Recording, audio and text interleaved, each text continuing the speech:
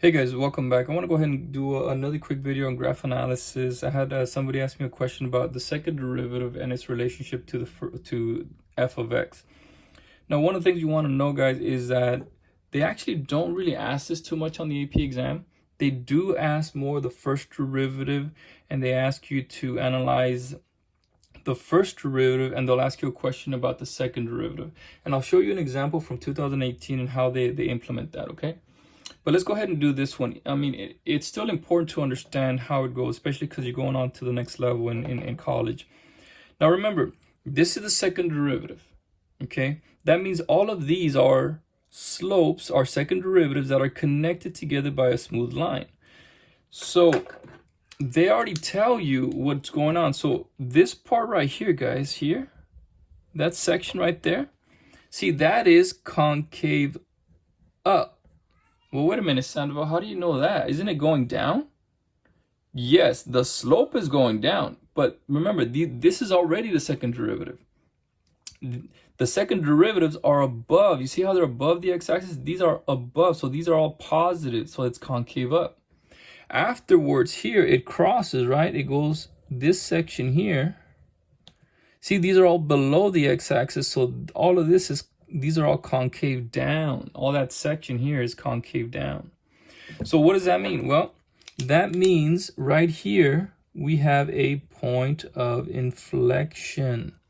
Okay, a point of inflection. And then we just go ahead and continue. See, this next section from 0 to about, what is that? 1, 2, 3, 4, 5. So from 0 to 5, all of this part right here, actually, no, I'm sorry, the whole thing over here. See all of this? Let me erase that. The whole thing, see, the whole graph afterwards from 0 to, what is that, 7? It's above the x-axis, so this whole part is concave up. Okay, so you have concave up, concave down, and then concave up. So then you have a point of inflection here at x equals 0. And that 1, 2, 3 at x equals -4. Okay. Well, how do I know it's a point of inflection? Because it changes what? Concavity. Okay. So hopefully that makes sense, guys. Remember, this is already the second derivative. They give it to you. All of these are above the x-axis, concave up. All these are below, concave down. Okay, and then where it changes concavity, you have your point of inflection. All right. Now I want to show you this is from 2008. Check it out. You see, they give you a graph analysis, and guys, they will give you a question like this every single year because it's just fundamental to calculus. And look at part C. For the interval between -5 and 6, on what open intervals, if any, is the graph of f? You see that both increasing and what? Concave up. You see that? You see how they throw that in there? And this guy is actually the derivative. Okay, look at the graph of the graph of the continuous function g. The derivative of the function f is shown above. So 99% of the time, guys, they're gonna give you the derivative. This is the derivative. So let's answer letter C. On what open intervals is the graph both increasing and concave up? So increasing, that has to do with the first derivative. Concavity has to do with the second derivative.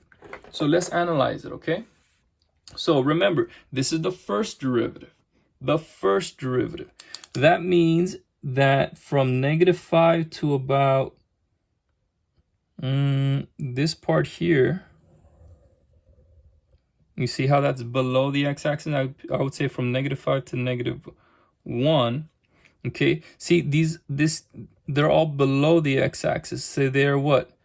It's decreasing. The graph of f is decreasing. Why? How do I know that? Because the first derivative, the slopes, are negative. They're all negative. See, afterwards, all of this part, all of these slopes, these are all slopes connected by a smooth line. All of these, okay, they're above the x-axis. So these guys are increasing. Okay? Does that make sense? Remember, this is the first derivative. Okay? The first derivative. And this is this part here is increasing. The graph of f is increasing. How do I know? Because it's above the x-axis. Okay, so that's the first part. So now I'm just looking at this section here. Okay, now the second part is, where is it concave up? Now remember, concavity has to do with the second derivative. Well, Sandoval, how am I going to find the second derivative from this guy? From looking at this guy? You're going to have to look at the slope. And you see here, guys, look at, you see that little section right there? You see how it's going up? So that guy is concave up. What about this section? Nothing happens. What about this section right here from 3 to 4? That guy is concave down. And then from 4 to 6 is concave up. Does that make sense? Remember, so now I'm looking at the slope of the derivative to give me the second derivative. So it goes, the slope is up, concave up. Slope is down. Okay, so this guy is concave down. And then, oh, the slope is up, positive, it's going to be concave up. So we already said that f of f prime is increasing over here. Now, where is it concave up? It's concave up between 0 and 1. Okay. And where else? And also from 4 to 6. Okay. And that would be your answer.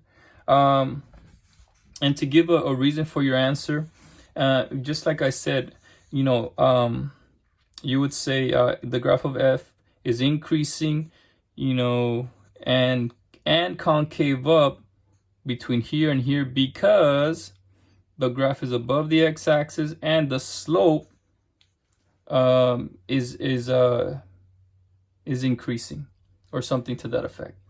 So, but hopefully, guys, you're able to see that and how they throw it in there. Okay, so a lot of times they're gonna give you the first derivative, and from that they're gonna ask you these two things: where is it increasing? Where is it concavity? Things like that. Okay. All right, guys. Hopefully that helps out, and I'll see you guys next time.